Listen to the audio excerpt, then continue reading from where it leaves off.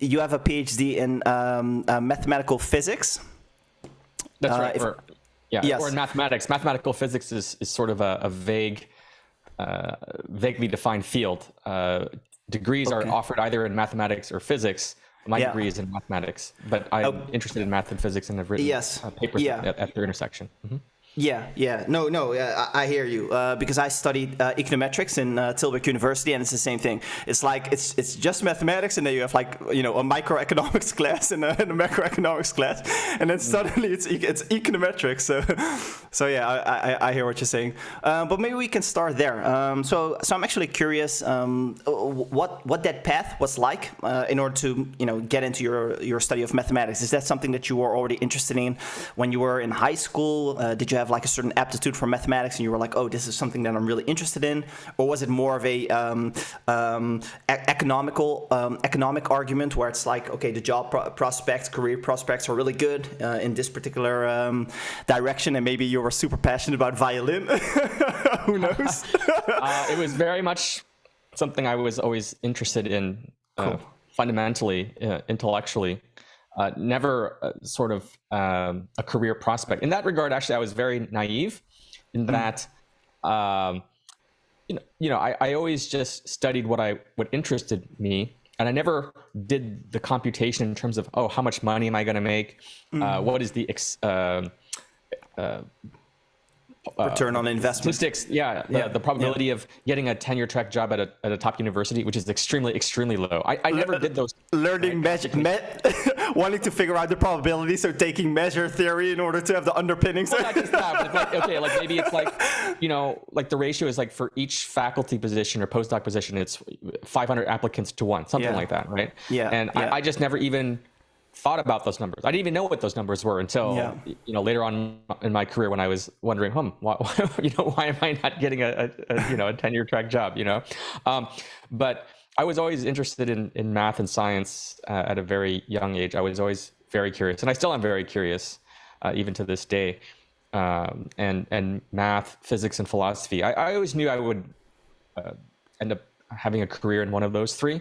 Now, interestingly enough, I'm an AI researcher, so it's not quite one of those three, but one can see how, given how wide-ranging AI is, that it actually incorporates those fields and more, right? So that's kind of maybe a funny, unexpected coincidence. But certainly at a young age, I always knew math, physics, and philosophy, one of those three. I actually wasn't a computer science or computer person. Some people, most of my colleagues in AI, they're going to be tech people with a background in computer science, so they were programming at a young age, and they're also, say, possibly interested in products, starting their own company. I was very much always a theoretician growing up.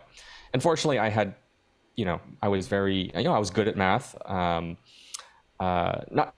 the best, but well, what I mean is, there were these math competitions in high school and things like that, and I actually wasn't that good at the math competitions, which actually kind of motivated me, I guess, to get better at math. And the thing is, the thing with math is it's a self-contained subject. If you're smart, you can read books, you can do your own math, right? You don't need a lab to do it. You don't need expensive equipment to do it. Like maybe if you want to be a musician, you need a grand piano or something if you want the full experience, right? So math is it's kind of literally in your hands, right? So it's very accessible. And anyways, so I was always interested in math. I went to I started taking some college classes when I was in high school because I was pretty advanced. So I grew up in San Jose. I went to San Jose State to take classes there starting my junior year in high school. And then I went to Caltech, got my bachelor's in math. Went to Caltech. That's Richard Feynman, right? Caltech. That's right. Well, I mean, I didn't overlap with him because he died, he died in the 80s. You studied directly under him. Yes, we found the thumbnail and title. Richard Feynman's mentee. That's right. And then I did the traditional route of doing some postdocs. But then at some point I realized the academic track wasn't working out, mostly because I wasn't getting tenure track offers at top or reasonably top research institutions. And if I had decided to stay in academia, most likely I would have ended up at a mostly teaching school, mostly in the middle of nowhere, and that would not have suited me. Yeah, the education system in the United States is very different from what it is in the Netherlands, which is where I grew up. Because over here we don't really have that whole status thing, which seems to be much more inherent in U.S. culture. Because in U.S. culture, or maybe this is my warped outsider perspective, you'll tell me in a second, but it seems like that can start very early, even in high school, whereas in Holland, there's much more of an attitude. I think this is probably true for Europe, by the way. There's more of an attitude of like, how can we get as many people as possible into university, provided that they want to, so there's not really like, also that distinction between like research and teaching. You don't really have like a research university and a teaching university. It's kind of like you have, the elite, and then, the no name, you couldn't hack it, you're kind of like a weak sauce, and actually from a purely didactic standpoint, it doesn't really make sense because the teaching universities oftentimes are better. Many of my peers, when we were in university studying mathematics, when we were struggling with a certain part of mathematics, real analysis, then what you would do is you would look at lectures from professors from teaching universities oftentimes, because those tend to be the professors who oftentimes care the most and have kind of like a feedback mechanism in order to improve the quote-unquote product. Whereas like with research universities, then, research is your main priority. Maybe you're also writing a book, you have all of these, you have 1,000 other things that you need to do. Grants are depending on how rich the school is, can be a very important part, which takes up a lot of your time. And then research is kind of like this thing you do on the side. So that is different from a more European perspective on you guys' education. That's interesting because I've only studied in the U.S., so I can't comment on. And I only in Europe, of course. So okay. Yeah. But yeah, there definitely is. Okay, there's like several threads here. In terms of a professional career, there's a very sharp distinction between the elite universities and the non-elite universities, and I feel like there's so much luck and randomness that goes into where you end up, right? And sort of whether you end up at an elite university or a teaching university can really change the course of your career, right? Because it affects who your colleagues are, what kind of grants you get, and even I think they've done studies where journals are biased towards, if your paper says you're from Harvard, it's much more likely to get accepted than if you're, a random state university in Nebraska. Right? Yeah, but it's also a supply and demand issue because there's so much supply that if you are in a position where you're already in faculty, then you're more biased towards picking perhaps someone who has a quote unquote name brand, because you need some sort of filter mechanism simply to deal with the sheer volume on the supply side. Right. So there's definitely kind of a club aspect to it. Are you part of the Harvard club, the Princeton club, and whatnot? But also going back to this interesting comment you made about teaching, right? It's interesting because, of course, at least for me personally, the best situation to be in is if you have a top researcher who's also an excellent teacher. Right, because then you get kind of the best of both worlds. But that's probably more on the rare side. I could definitely relate to I'm a researcher and I don't care so much about teaching. I could definitely see that, and the incentive structure kind of incentivizes that to some extent. My only comment, so if you go to say a place where teaching is emphasized, so there probably you won't find any bad teachers because that would be bad for your career. I think. On the other hand, it depends on what your goals are. If you want to just learn the subject as it is, then of course a great teacher will provide you that. I think the benefit of having someone who's a researcher is that if you're the person who's like, I want to kind of ask all the hard questions that are going to stump the teacher or not be in the book or be at the edge of the field, then it helps to have a researcher be the one really teaching it, because they can kind of tell you everything that didn't make it into the book, so to speak. And I think there's a lot of value in that. But that depends on what kind of student you are. Yeah, that's a really good point. I also think that what you are talking about, I think that becomes more important when you're dealing with grad school versus like undergrad, when you're still learning a lot of the fundamentals, you know, because one of my experience in mathematics, at least, was that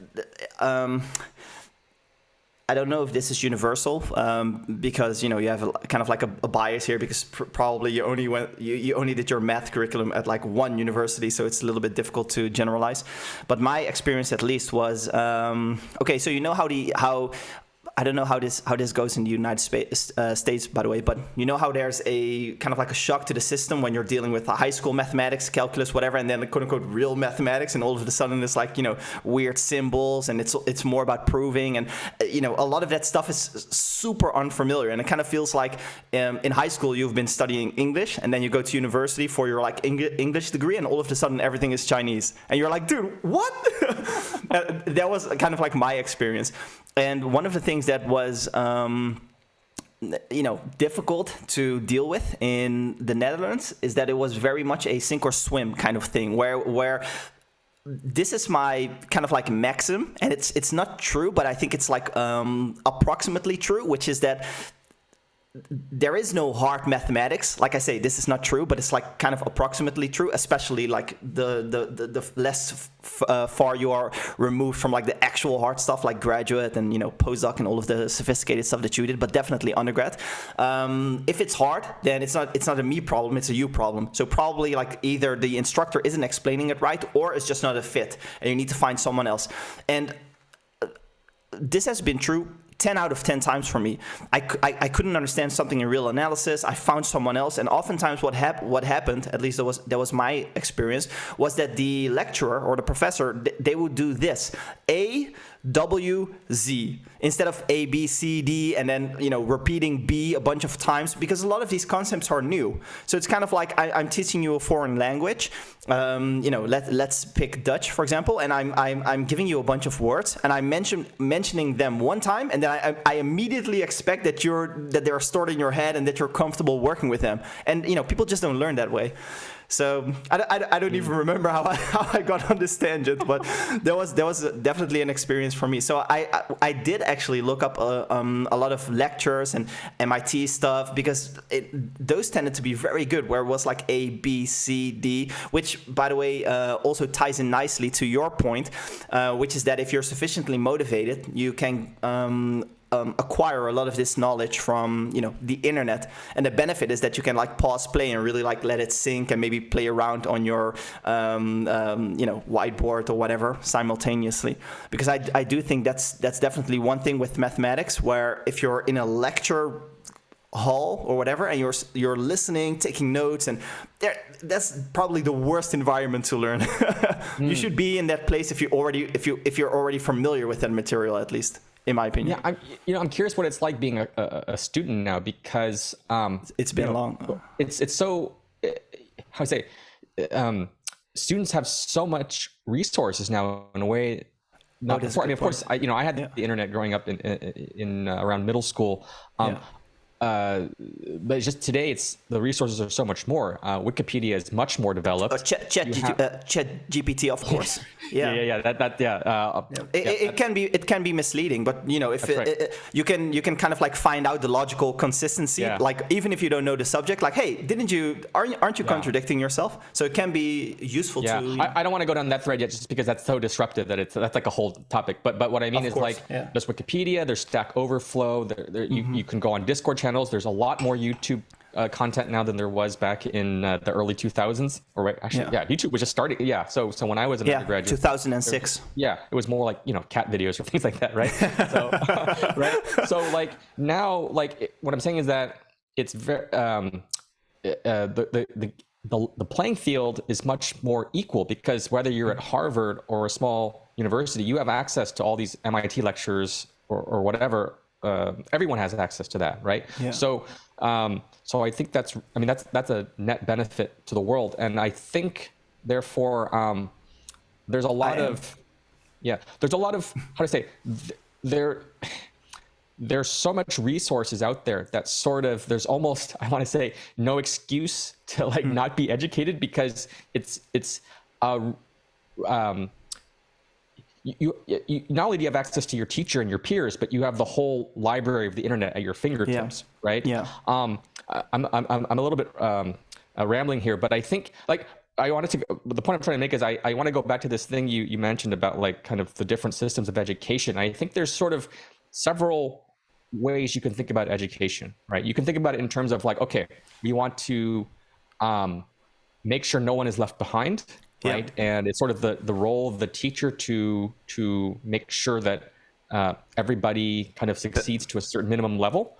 And there's the other extreme, which is kind of more like competitive sports, to make up an analogy. Like, okay, elite math is going to be, or elite science, right, is going to be more like a sport in that it's very competitive. And it's like no one has a right to be in the NBA. You're in the NBA if you're in the best of the field, and then we'll reward you for it accordingly. And if you're not good enough, you don't make the cut, and that's the way it is. And nobody has a problem with that, right? Because you're not entitled to be a professional basketball player, and likewise, you're not entitled to be a professional scientist. You have to demonstrate the capability, right? So in that mode, it's more like it's sort of up to you to prove yourself. That's kind of an extreme, but I think there's you don't even have to go that far in that, like there's like one school of teaching or education which is sort of like, and it's funny, I think Bruce Lee said this, but I don't think it's due to him, but it's like I can't teach you anything. I can only help you discover knowledge within yourself. So something like that, right? That reminds me of Morpheus from The Matrix. I can only show you the door, but you're the one that has to walk through it. So kind of like that idea, Yeah, and like there's a part of me that kind of resonates, and it might just be my own personal bias, but what I mean is like how many times, like there are times, of course, where you're at a lecture and a professor says something brilliant, like, oh, I get it because they made this analogy and it makes sense now. But I think for the most part, if you really want to learn something, you kind of have to have the motivation and initiative to do a lot of that on your own. Like I don't think of me learning as something as like someone spoon feeding me something, and then all of a sudden, like I'm not like some passive agent where I'm being sort of spoon fed knowledge. It's more like just like fitness, like you can't say, oh, my trainer is going to make me strong and it's up to my trainer. No, you all, like the trainer there is to guide you, but it's ultimately your body. Like only your body can make itself healthier, right? So I think of learning as something more like that. You really have to kind of have the mindset of learning if you want to get the most out of your education. I definitely agree with you. I'm very big on the whole philosophy of extreme ownership, mental toughness, which I think probably resonate with a lot of men. I suspect.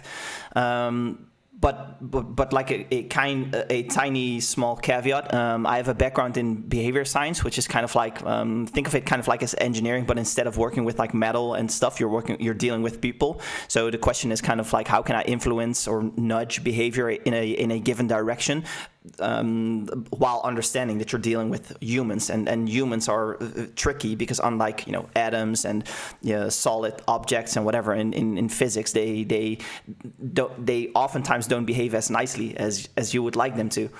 And having said that, I do think there's an argument to be made for thinking through your behavior designs, because they truly can influence behavior very easily. So, for example, one of the things that we know is just how incredibly powerful environment is. If you want to lose weight and there's just nothing to eat in your house, then when you're craving something, you have to go through the friction of going outside, maybe during the day portion of the day.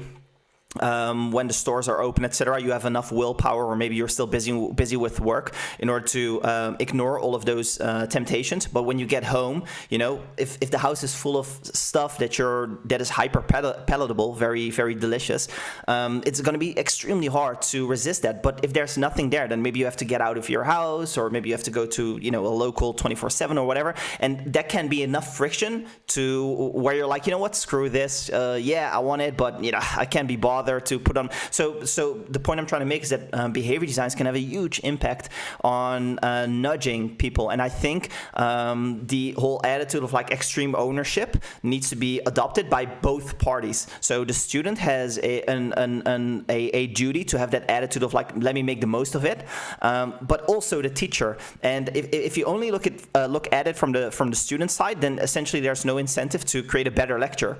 Kind of like how in terms of products, if you look at an iPhone, it's gotten better and better and better over time, and that's because there's an incentive, a kind of like a feedback loop that pushes it to being better. But sometimes what I see with professors is that there's no substantial difference between the first lecture in their career and like the 1785th lecture of their career, because of that. Yeah, go ahead. You make a very good point, actually, because how to say, I mean, the education system fundamentally hasn't changed much since, I don't know, when it was developed centuries ago, right? It's like 1850 or whatever. Yeah. And the teacher, the professor goes up and lectures in front of a blackboard, right? Mm-hmm. Fundamentally, that hasn't changed. Now, instead of a blackboard, you have whatever, PowerPoint or whatever the case may be, right? Yeah. So I think what might be true is that at an elite university, you might find a very old professor who's taught the same way for the last few decades, and at a teaching university, they're more likely to experiment, perhaps, right? Or they're more into the whole pedagogic, whole pedagogy of teaching, right? So they're going to use all of the latest technology, right? So I think that so there, it's more like teaching is more like a product than it is like just something you do as a requirement, so to speak, right? So yeah, I think there is that distinction. Yeah, so I just wanted to note that. When did you get into quote unquote like real mathematics, for lack of a better word, like sophisticated symbols and proving and all of that stuff versus like you know what I mean, like the high school mathematics is more of here's a problem and then calculate the answer, and like the slightly when you I shouldn't say real mathematics, but I don't know how else to say it, but like the more university type of mathematics. Did you do that stuff already in high school, or when you got to Caltech for your undergrad? Yeah. Let's see. So like one of my like earliest research opportunities was at Caltech. Mm-hmm. Fortunately, they have this program called SURF, Summer Undergraduate Research Fellowship, where students can pair up with a faculty member and spend the summer doing work with that professor. And so research in your undergrad. Yes, that's right. Yeah. Right after. So what is that? You got your Calc 1, Calc 2, Calc 3 maybe, and all of that stuff, and then straight to research? Or are you talking about like you're almost done with your bachelor's, or in your bachelor's? Oh, no, it's for all undergrads. So I guess the earliest you could do it would be, which was my case, the summer right after your freshman year, right? Because that's okay, freshman. Okay, so that's what is that, freshman? That's linear algebra, real analysis, stuff like that, probably, right? Yeah. So I was pretty advanced. Like, I mean, I have kind of a funny story because, like, I ended up as a freshman. There were two other freshmen too that were in my class, and we took the intro abstract algebra course for graduate students. Okay. And the funny thing is, like, the thing is, I think, if I remember, Math 120, and then I think it was Math 5, if I have the course numbers right. So at Caltech, they have the undergraduate algebra track and the graduate algebra track. And I heard that the graduate one wasn't that much more advanced, say, than the undergraduate one. And I had taken a little bit of abstract algebra in high school, kind of informally through just various things that I've learned. Crazy, and man. Me being the up and comer, myself, like, you know what? I'll just go ahead and take the graduate one, and the Kobe Bryant of mathematics. I ended up doing fine. I got A's in it. I got good grades and did well. Nice. I was probably actually on paper underqualified for it, but you just kind of catch up, and I just kind of and anyways, but and so that set me up to do research with in algebra with he's now retired, but he's a famous algebraist, Michael Aschbacher. He did very fundamental work in the classification of finite simple groups. So he was my first supervisor. Learning how to do research is difficult when you're trying to learn that from the internet, because the internet is a good vehicle when it comes to learning something. And you made the distinction between a research university being more messy in the sense like the frontier of knowledge and really asking the hard questions that your teacher doesn't have the answer to, as you put it, whereas like the teaching university, it's more about, okay, we have this body of knowledge and what is the best way to download this into your head or upload this into your head rather. So I think you can make the same argument about the internet. That's the point that I wanted to make. So when you're, and also by the way, this could be just me, but you know that's really early to already be starting to start with doing research. And this might be an artifact of the internet being the way it is, where it's easier to accumulate information versus like actually like applying it. But I think that's definitely beneficial, because this is something that you can keep, what's the expression, kicking the can down the road and continue to, it's like I need more mathematics before I'm finally, and all of a sudden it's like, you know, you're doing mathematics for like 42 years and you're on the cusp of starting research, but you know, almost there. So yeah, that's really special. I'm actually also a little bit surprised that that opportunity was there for you guys. I think that's really, really smart, actually. Yeah, and you know, a lot of, how do I say, this is where this whole conversation about this in terms of like opportunity and things like that. But this is where being around sort of the right group of people really allows you to have that opportunity to do things like research. Same thing, like, you know, the bar is much lower, say, to do certain kinds of AI research, right? Because all you need is a GPU, maybe not even a GPU, because now you can run collabs, or you could start up an AWS machine. But what I want to say is, like, it's easy to do research when you're, say, at a university or at a big tech company, because you have peers and you have people that can kind of tell you, oh, this works, this doesn't work. You can save yourself a lot of time when you have direct guidance from other people that are at the edge. Whereas, as you say, on the internet, there's just so much information. It's more like the internet's more like a good resource about knowledge. Whereas if you really want to do cutting edge research, it's much easier when you have peers that can kind of tell you what direction to look, right? Because if you don't know which direction, you can just spend a lot of time doing the suboptimal things, say.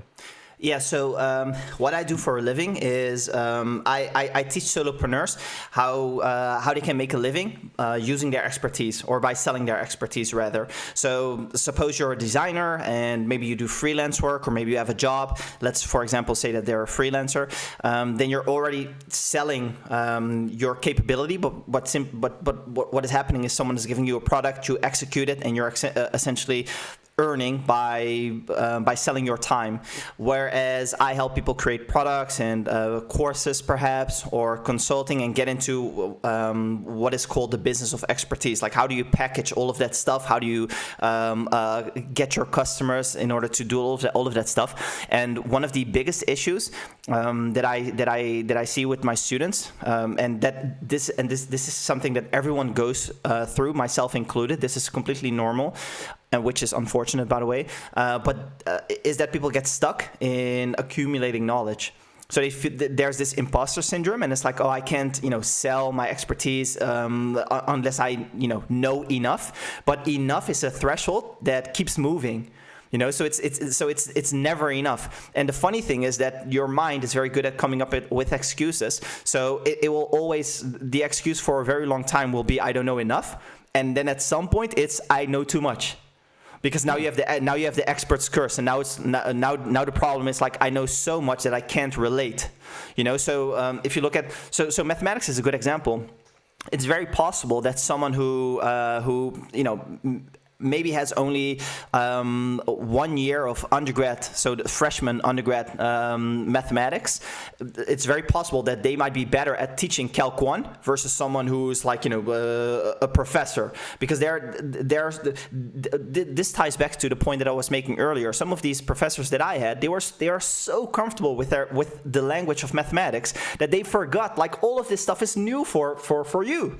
And then if you have someone who has essentially done maybe 50 trials if you look at it like a product where you have like a loop, an improvement loop, and then feedback, and you use it, etc., and they went through that loop, dozens of times, it's extremely likely that they will be more effective at helping people understand calculus. This is, by the way, one, I don't know if you know the channel 3 Blue 1 Brown, and all of these mathematics learning channel. Yeah, of course. And I mean, I interviewed Grant Sanderson on my podcast.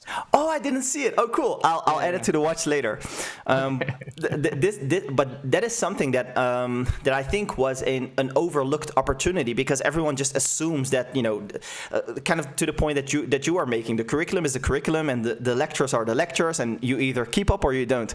And then you have someone like him, and many others in different fields and whatever, and different vehicles as well, who are like, no, I think we can do better. And it's kind of like, you can treat it like a product, like a product that you can sell. And there's always, you can always improve on it.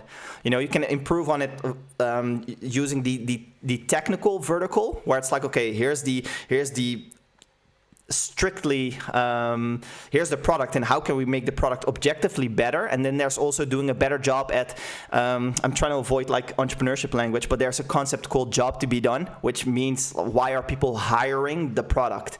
It's kind of a metaphor, but why are people hiring the product? And then you can think through, okay, essentially, what is the single best way in order to get this information into your head? So the point I'm trying to make is that there is a lot of room for improvement, but you won't find it unless you rid yourself of that axiom first, and then the axiom being that there's no possibility for improvement because it's all on you, essentially. The whole extreme ownership that we mentioned before, like ownership on both sides of the equation or whatever. Interesting. It's funny because Grant also lives in the Bay Area, and I recently caught up with them for the first time in person, and so we had a nice conversation. And actually, this topic came up about why are we doing math educational content, right? And there's this distinction to be made between being I might not have the right words here, but basically being an educator versus being, say, more interested in the pedagogy or the art of explanation. So what's the distinction, right? If you're an educator, then say a professor at a university, then your success is measured in part by the success of your students. Right? Like my success as an educator will be, what grades they get, and maybe if they go to a good grad school, or if you're in high school, whether they go to a good college, right? Yeah. And whereas if you're into the art of explanation itself, your success, say, is measured by, did I explain this piece of mathematics in the most elegant way possible, or did I impart did I do something kind of a creative twist on this topic, right? And I don't want to put words in Grant Sanderson's mouth, but I think, at least for myself, and I think Grant, we're much more in the second category. Like for me, like I'm not making my podcast because, I think if people watch it, then they're going to get into a better university if they were in high school, right? Maybe it'd be nice, but that's not my goal, and I don't think that's yeah. I mean, if that were my goal, I'd be doing something else, right? For me, like I'm doing it because first and foremost, I get satisfaction from doing it, right? I mean, that should be one of the main reasons you do anything. If you don't enjoy what you're doing, then you're probably in the wrong field. But what I mean is, it's like, look, like I like things to be clear for myself. I enjoy when difficult concepts are made more understandable and beautiful, because there's a way of, like, when you re-explain something, you're kind of reenacting that joy of discovery, right? But sort of, and for any complex subject, it happens multiple times because there are so many layers that every time you sort of relearn it, you discover a deeper layer. It's sort of like a very good song. A good piece of music. Every time you listen to that piece, a piece of music is good when every time you listen to it for the 1,000th time, there's like another there's like another melodic line or the harmony just kind of speaks to you in a different way because it's so rich. It's sort of inexhaustible, right? And I feel like a rich subject is like that. And so when Such a good point. Yeah. Right. And so like I do it. I part of like a large part of why I like make this podcast is also because I enjoy learning things, and I'm going to learn things better when I invest time into it, explain it to other people, and invite an expert guest to teach me the things I want to learn. Right. Yeah. So for me, it's more about this art of explanation and sort of doing things well and sort of the right way, so to speak. And that the way that relates to what you just brought up is that I don't have the right perspective. Maybe we should talk this out if you want to, but it's sort of like that contrasts with what you're calling like a product, because a product sounds more like it's about the customer, right? So if you need to know what they want and adjust your product to them. It's just a very different philosophy, right? So like if your product is a course, then it's like you are judged by how well they consume it and use it to their benefit later, right? As opposed to like, oh, I'm just going to be more like an artist, and I'm going to, make this painting, make this course, and the world will react to it the way it wants to, right? So I think they're just very different ways of thinking about whether education is a product or it's more like an act of expression. I don't know if I necessarily agree with that, and it's dangerous because I'm disagreeing with Timothy Nguyen. No. Disagreement's good. If you're artificially agreeing with me, then it's not going to be a very good conversation. No, I'm messing with you. But the reason why is because the way I see it is there are different kinds of products that have the same job to be done, but the reason why they're different is simply because the constraints that are placed upon it differ. So I think you can still think of it as, in terms of a product, but it's just like, what are you optimizing for? So if you I probably don't think that we can make the argument that Grant is solely focused on the videos, kind of like as in this artist mentality, because if he continues to make videos but all of a sudden his views drop to 700 views per video and all of the comments are like, this sucks, I absolutely hate this, then he's not going to be like, it's art and I think this is a beautiful creative way. So there should be some kind of constraint. This is actually one of the topics that is frequently made by my students, actually, because one of the arguments that I make is that in entrepreneurship you cannot be an artist. There's an artist is someone who makes Vincent van Gogh, for example. It's funny that I pronounce his name of a Dutch painter with an American. How should you say it? What's the correct way of saying it? Vincent van Gogh, denk ik. Denk ik, by the way, that slipped out of me. That means I think.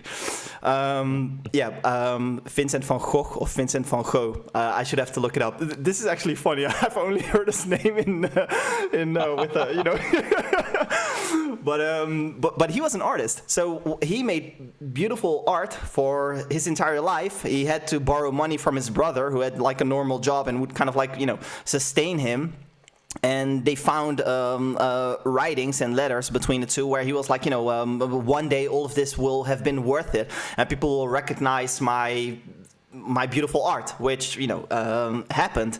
But he's no longer here, and he can no longer enjoy that aspect. Maybe we can get into. No, I'm just kidding. Like, does he still exist as a ghost? No, I'm fucking with you. But that's a problem as an entrepreneur. So I think the better analogy is to not think of an entrepreneur as an artist who's making a painting, but as a comedian. So as a comedian, there is no such thing as a comedian who is killer. But every time they go on stage, no one laughs, and it's like they're just not ready for my set, and they don't appreciate. No, it doesn't work like that. If you can't make people laugh, you're a shitty comedian. Full stop.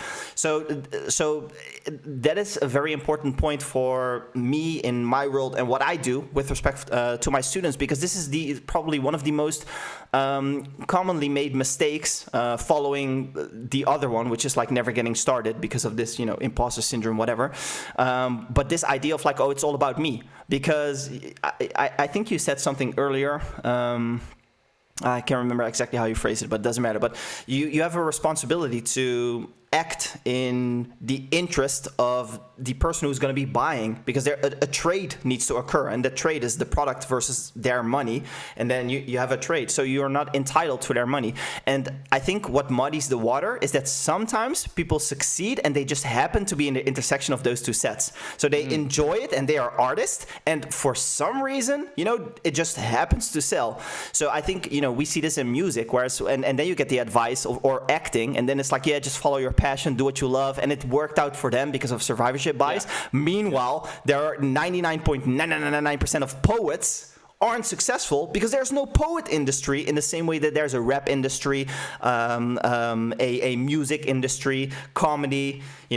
Dancing is another great example. How many dancers are there who can make a living off dancing versus like singing? At least with singing or acting, there's a power law, but at least there's the promise of like, maybe if I'm lucky and I star on Big Bang Theory, I get like millions and millions and millions. But in dancing, if you're very good at street dancing, good luck. Sure. Yeah. Let me say, like, things aren't as black and white as I might have. No, of course. It's not like 100% me and or 100% your customers, right? Yeah, that's fair. There's a balance, and it just depends on where do you go along that balance, right? Yeah. Like in this regard, like the word marketing, I think can be like a dirty word, at least for like academics, right? Because it's a standard term in business, but like, there's sort of like this ethos in science that you shouldn't have to sell your work; it should sell itself, right? Yeah. And there is some truth to that, right? Because if you sort of are too aggressive with trying to please your customers, it could kind of come off as sleazy, right? Yeah. Whereas like if you're just creating value, then sort of the customers will come to you, right? Yeah. And so, and also to say, go back to your Grant example. Yeah, sure. If he made some bad videos, I'm sure he wouldn't be happy. And of course, he cares about his viewers because he gets paid a lot of money to run his channel. He has a huge Patreon following, right? So it's his living. But I think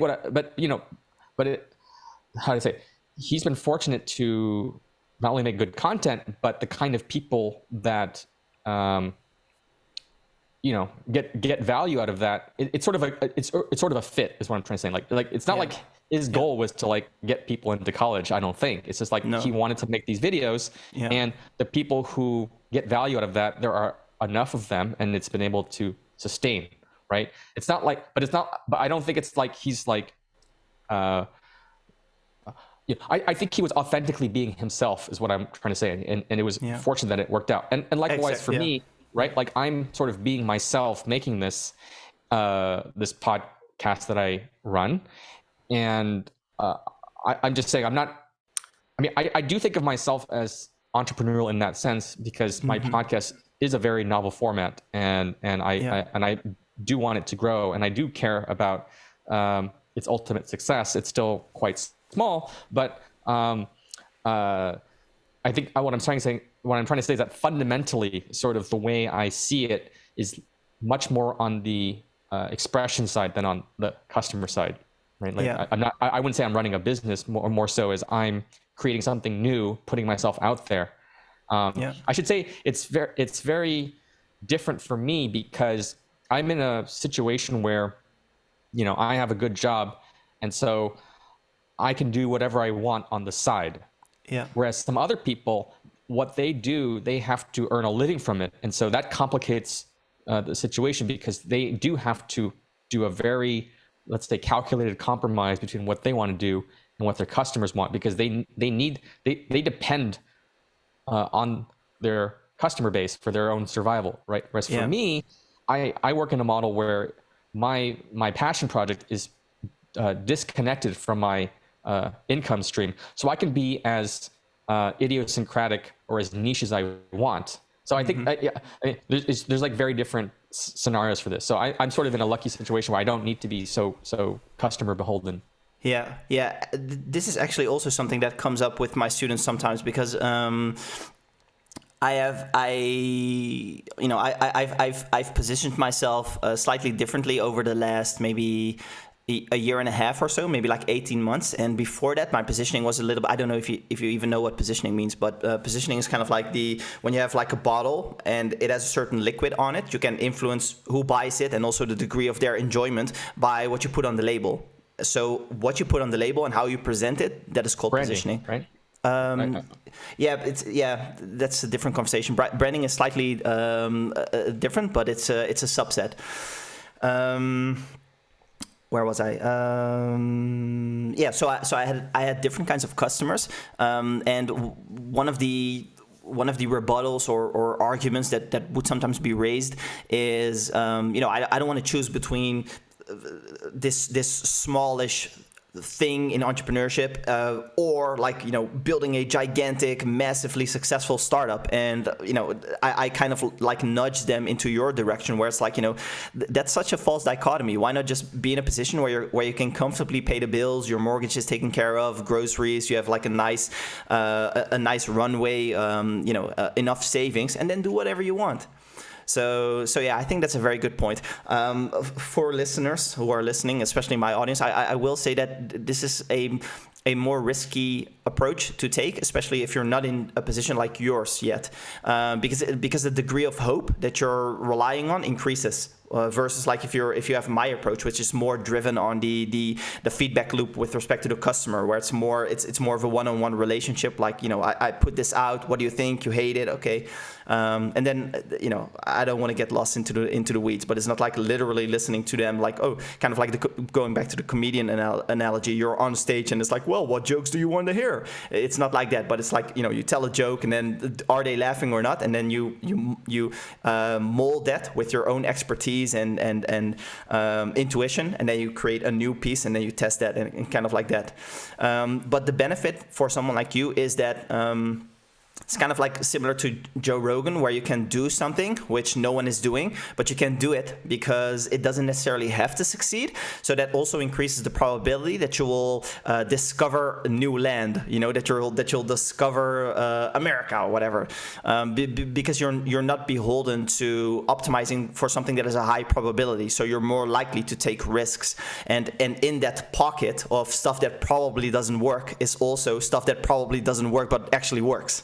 And you will probably not explore that pocket if you're operating under my conditions. But the reason why I'm operating is because of the comment that you made earlier, which is an extremely good comment. I make it myself also, which is, are you optimizing for getting as many people past a certain threshold, or are you optimizing for the 10 or the 10 people who are inside of a batch who are absolutely extraordinary, which is, by the way, such a great point, because in entrepreneurship education, this is a massive, massive issue, because all of the content with respect to entrepreneurship comes from venture capitalists, angel investors, startup accelerators, and it's solely geared towards that MBA mindset.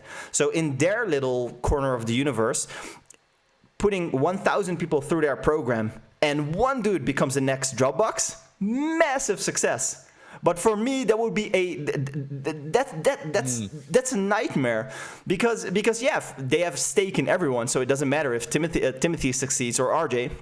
Doesn't matter, because like stake is stake, and on the balance sheet, it doesn't matter. Like, a lot of money is a lot of money.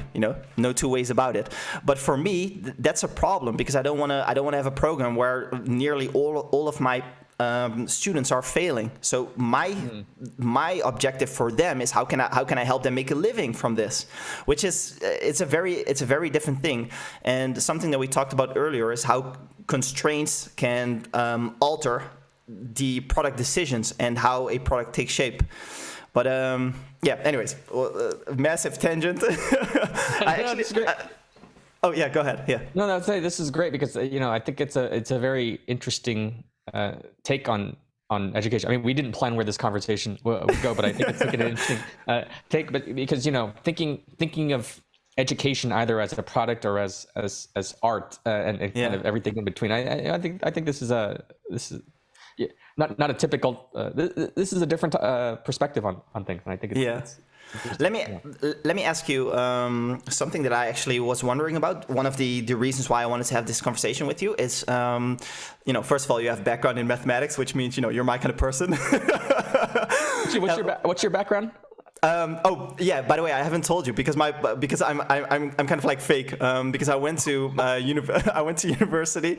Actually, in high school, I was in high school, but my first business was taken off, so I dropped out.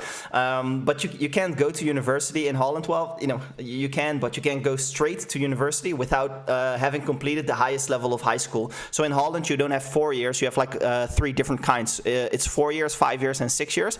And 6 years is like the highest level, and that lets you go straight to university. Otherwise, you have like a kind of like I don't know if it's equal to community college. No, that's probably not the right thing. But it's kind of like what the average person does if you just want like a job, maybe middle management or whatever. But so I don't know what that is called in the United States. We call it HBO here in Holland.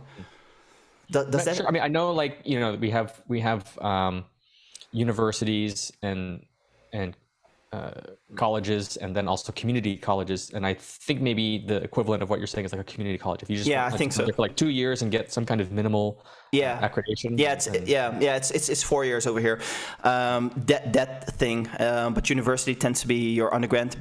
Bachelor tends to be 3 or usually 3. But anyway, so I dropped out, went back, did the 6-year education in 1 year because there are like special programs. Then high school was done, and then I went to university. But I started a second business, and during that period of time, I studied at my university psychology and mathematics. But during that period of time, I started a new business, and that started doing well. And then the second thing happened, which is me dropping out again, and then I never went back. But I think one of the issues I had when I was going through traditional education is I am very good at learning by myself because I'm very intrinsically motivated. I come from a background in sports. I do this sport called tricking, which is kind of like capoeira minus the dancing, and then all of the extreme kicks and twists and all of that stuff, you put it into one combination and then you make like a crazy combo. And there are no teachers, especially not when I started, so you have to figure out all of that stuff by yourself. So I come from this world of extreme sports where it's super common to be highly self-driven. And in high school, there, at least in the Netherlands where I was based, that wasn't nurtured.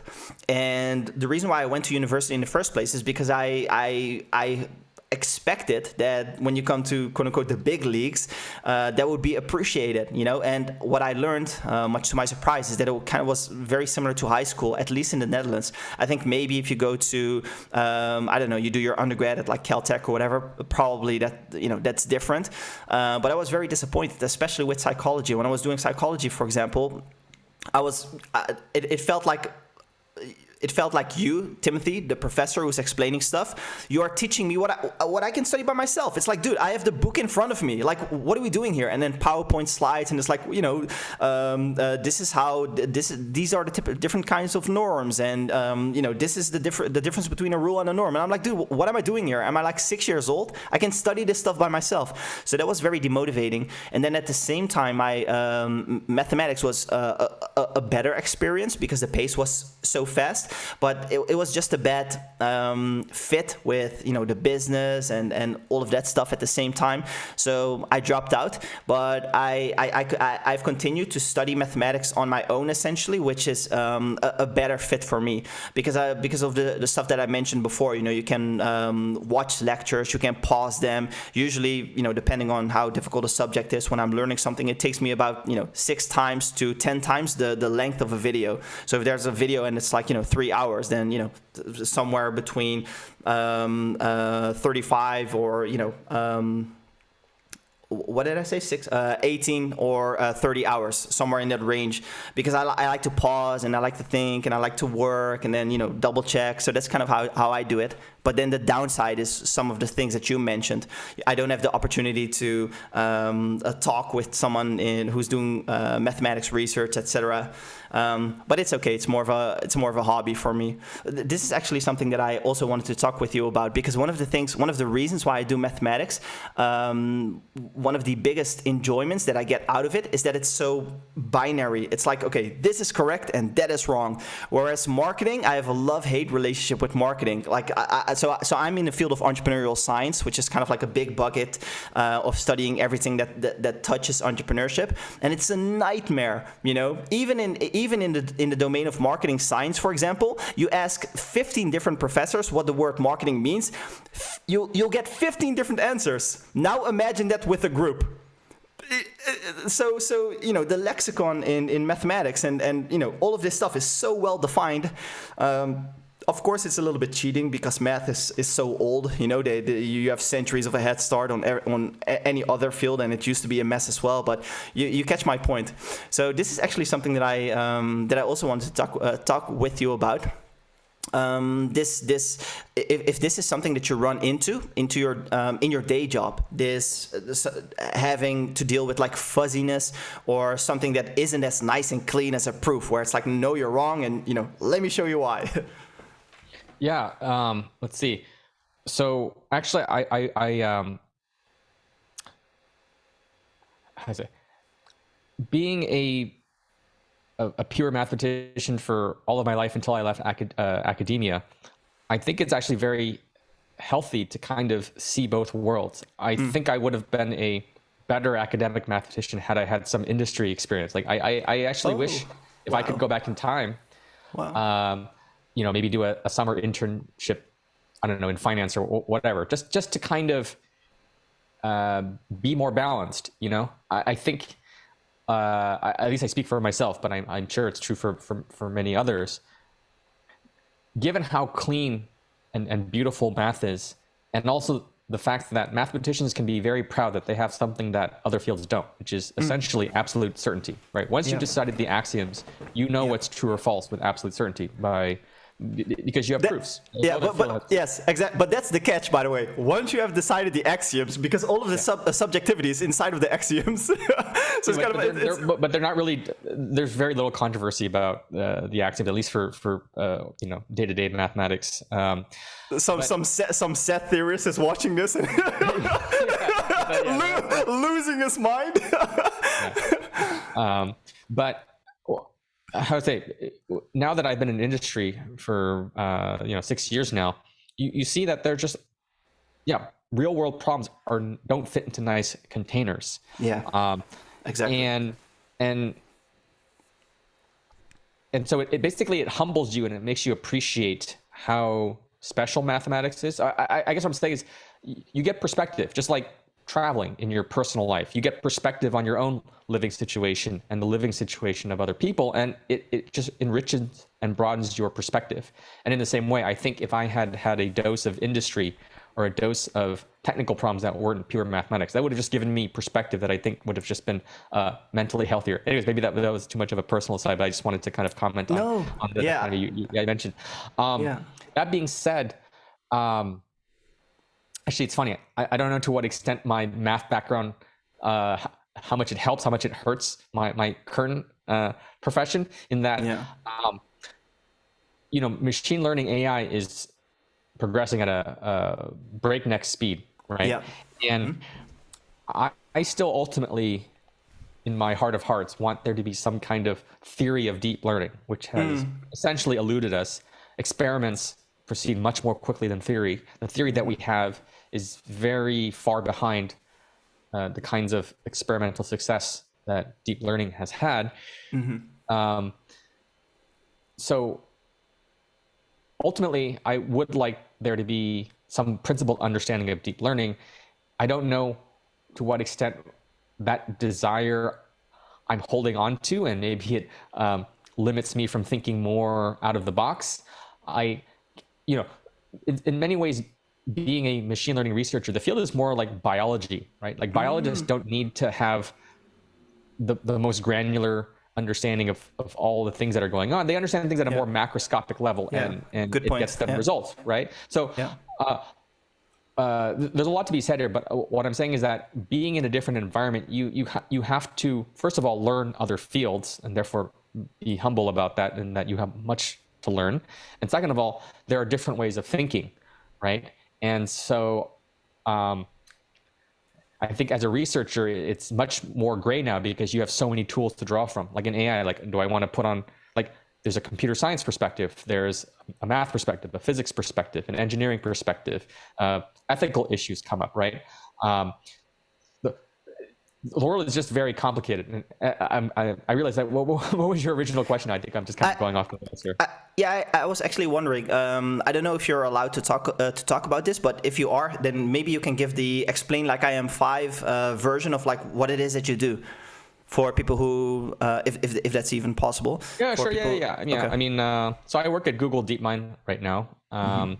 So, which is great in that, it's one of the top AI labs in the world. So I'm a machine learning researcher.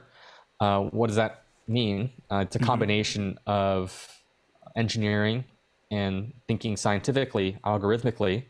For the most part, machine learning is a application/engineering driven field in that for most researchers, they're not like mathematicians that are in front of a whiteboard and thinking of equations and things like that. Certainly there are people in academia who do that, and some people in industry too. But for the most part, you want to validate your ideas, and so you're performing experiments, and it's very much an empirical. It's a confluence of empirical and theoretical work, but much more so for the most part on the empirical side. Yeah. So I do a lot of writing code. In terms of launching experiments, training neural networks, creating data sets, that kind of stuff. Something that software engineers and data scientists would be familiar with. So you have a certain hypothesis, and then maybe you write a little bit of code in order to see whether or not you're on the right track. Yeah, exactly. And then there's paper reading as well, so that you can keep up with the field. But that's a relatively smaller part than the actual empirical investigation. The thing is, these systems are so large and complicated. It's the quickest way to get an answer is to run an experiment, and it's the definitive answer, right? Because if your experiment doesn't work, that just invalidates your idea, right? You don't need to, like a mathematician would, maybe spend a year trying to prove or disprove a conjecture. Just do the experiment, right? And no one can argue with that so long as you did it correctly. Yeah. What happens if you repeat the experiment? Is it like physics where you drop a ball and the acceleration time, all of the variables that you can measure remain constant, or is it possible to repeat the exact same experiment twice and get different results that are orthogonal to each other? Yeah, I mean, mine is some kind of subtleties about repeatability on accelerators, GPUs, TPUs, because when you do things like distributed computing, things might not always be deterministic. But ignoring that kind of subtle issue, the nice thing about computer science is that experiments are repeatable. Like I feel so much luckier than people who are wet lab scientists. Their mice die. It takes months for them to get their cells or whatever, and they only get one shot, right? Or they have to repeat it. It's like a completely different setting, right? Whereas for us, we're just moving around bits. Like you can checkpoint your models, you can save your data, you can clone code repositories. Everything's repeatable, right? So we're very lucky to be in that kind of setting. So yes, experiments are repeatable. Yeah, that is a massive headache with my field. So one of my marketing professors, right now I'm in Belgium, and he came to Belgium for a trip with his students, and we had a conversation. And this is one of the issues. Have you heard of the term complex adaptive system before? No. Oh, okay. Yeah, never mind. One of the things that makes entrepreneurship so tricky is that you do not have that repeatability. Because if you let's take Facebook for example, Facebook has way back when it started. I can't remember when did Facebook start, like 2002 or something or whatever. Like 4 or 5. Yeah, maybe 2004 sounds better actually. But Facebook started, and let's give it, I don't know, 5 years or whatever, and then you're like, okay, cool. I'm a scientist, and I'm gonna repeat the experiment, and check to see what's gonna happen. But you can't, because Facebook already exists. So simply the fact that it has started and it has gathered a critical mass and a certain user base, etc., already means you're in a different setting. So a lot of these variables are constantly changing, which makes marketing research extremely difficult. So if you look at a lot of marketing, there are different schools. There's a lot of different types of research that you can do in the world of entrepreneurship. But a lot of research is done by essentially doing statistics, gathering a bunch of data, oftentimes from businesses that have crystallized. So the entire business model has calmed down, kind of like molten lava, which is just like there's nothing interesting going on anymore. But again, like if you take those findings, you can't necessarily generalize those to businesses, the people that I work with, because so that makes the entire endeavor just so tricky, which is part of the reason why I do mathematics, is to get back some sanity and to feel like I'm not wasting my time and I'm a dumbass, because at least at the end of the day I can point to like one thing that I understand. So yeah, that is something which makes this what I do very difficult. I used the comedian analogy earlier, but it's a really good analogy, and this is another reason why it's such a good analogy, because you have the same thing in comedy. If Dave Chappelle does a really good bit and you're like, oh, that's great, and then you do the same one, people already heard it, And then, of course, people's state can influence their perception. Maybe you have a bit that's actually really good, but they come to a comedy club and the seats are wet, and it's very hot, and people are uncomfortable, and all of those same factors will influence your results in marketing as well. So that is something which is so tricky, and that's one of the reasons why so much of marketing science is done on huge companies. Another reason is the data is available, whereas for people who are just starting out, etc., there's no data because there's no money. So if you do research on businesses like Coca-Cola, you can make money, of course. So that's much more. So there are so many incentives that push you in that direction. And then another approach is to do research in labs. So maybe if you're doing research on what kind of factors can influence enjoyment when people are consuming a meal or whatever, because then marketing can also play a role. Maybe you're trying to figure out if the plate size matters or whatever, or you're trying to figure out like how the presentation influences something, or maybe the presence or absence of music, etc. But if you do it in a lab, then yes, now we have external validity because we have controlled all the variables. Internal validity, I mean internal. So now we have internal, so we can repeat the experiment and we get the same result every time. So yes. But then you go out into the real world and it's nothing like your lab because it's such an artificial environment. So, this makes my world so difficult, and it's even worse because one of the things that you said earlier that I disagreed with politely is that all of the knowledge is you can find it on the internet. And that's super, super true when you're talking about mathematics, because you can watch different kinds of calculus playlists, to pick a simple mathematic thing. And it's all going to be identical, so you can just choose whichever didactic style matches with the way that you like to learn. But when it comes to marketing, boy, Timothy, you have no idea how much nonsense there is out there. I have spent a lifetime trying to reduce the likelihood that I'm wrong, and it's still a crapshoot. It's so difficult. And then I see something and I'm like, yeah, this dude is wrong. And then I talk with a few professors of mine, and then one makes a good case why I'm right, and another makes a good case. Well, actually, and the reason why this is a problem is because you kind of get into this situation where you're dealing with an early physics environment back when you had Aristotle, and you have all of these opinions. So then it's like you're trying to learn about physics, and you're trying to learn about classical mechanics, but you don't know the term classical mechanics, but unintentionally, because you just don't know, and because there's so much baloney out there, you're learning about astrology. And it's like, yeah, and the orbit of Mars, etc. And in physics, that's not possible. But in marketing, this is exactly what happens. So this is something which is really unfortunate, because in marketing, there's this attitude of something. I want something to be the supposed Einstein quote: "Make it as simple as possible, but no simpler." In the world of marketing or entrepreneurship in general, it's make it as simple as possible. It doesn't even matter if it's true.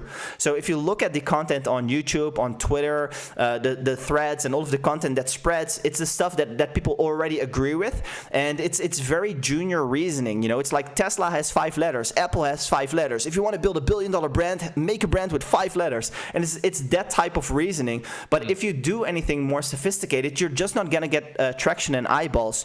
And actually, last point I want to make, this ties into something you talked about earlier with respect to Grant doing something that he enjoyed, and now he has like 5 million followers.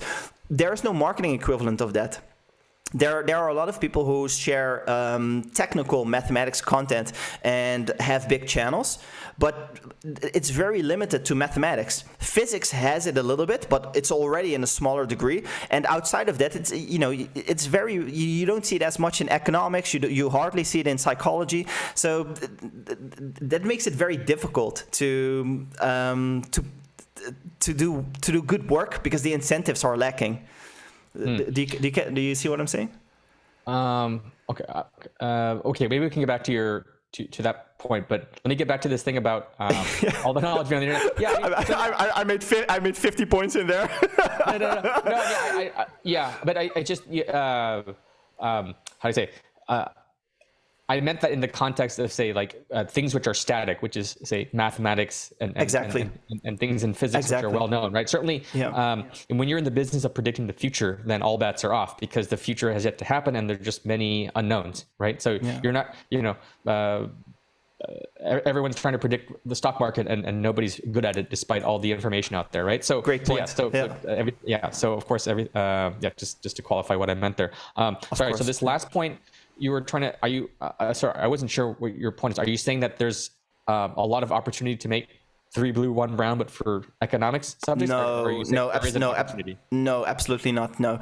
In this space, entrepreneurship and marketing, you have to start with the consumer first, or, the customer first.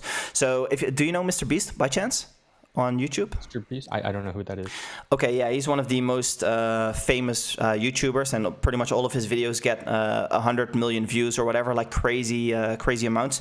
And he has different kinds of videos. They are more like game format videos, but from when he started YouTube, his goal was kind of like to become the biggest YouTuber. So he's like an extreme example of someone who has solely optimized for what people want. This perhaps ties into what you mentioned before with AI ethics, essentially, because he's kind of like a human version of like an algorithm which is solely optimizing for a metric. Not to make him out like a bad guy. I'm sure there's stuff which would blow up his channel even more that he's refusing. But he's pretty much as far along that side of the spectrum as you can get, essentially.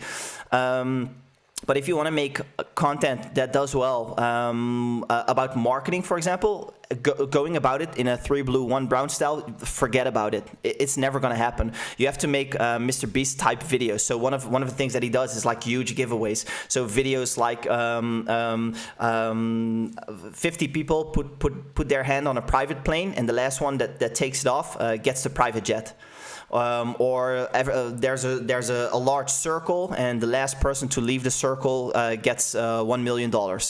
So you can already see how this is very appealing to the general population. If you think of